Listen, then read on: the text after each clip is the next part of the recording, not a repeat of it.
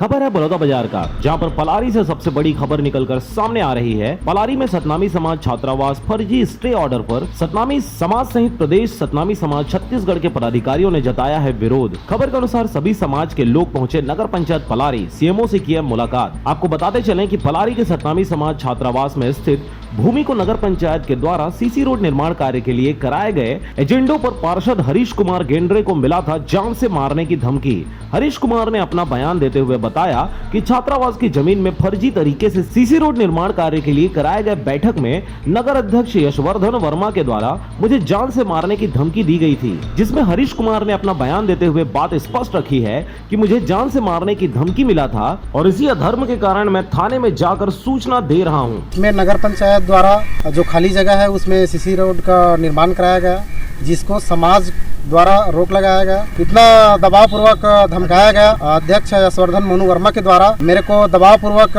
धमकी दिया गया कि आप बहुत नेतागिरी कर रहे हो, बहुत आगे उड़ रहे हो। जी बिल्कुल, मैं तो लिखित में शिकायत दूंगा क्योंकि मैं अकेला व्यक्ति हूं। और अगर भविष्य में कुछ हुआ तो सारी जिम्मेदारी यशवर्धन वर्मा की होगी। यहाँ लोग आए हैं कि जो अवैध निर्माण हो गया है करके, वो दरअसल मिसअंडरस्टैंडिंग के वजह से हुआ है। वहाँ जो निर्माण कार्य हुआ है वो एसी ट्राइबल की तरफ से हुआ है। उसको मिसअंडरस्टैंडिंग की वजह से जो सतनामी समाज के द्वारा मानकर वहाँ अवैध निर्माण घोषित उसको किया जा रहा था, लेकिन अब उसमें प्रस्तुत कर दिए हैं कि जो भी निर्माण कार्य हुआ है वो एसी ट्राइबल के द्वारा हुआ है। बड़ौदा बाजार से धनेश आडिल की रिपोर्ट, RJ रमझाझर।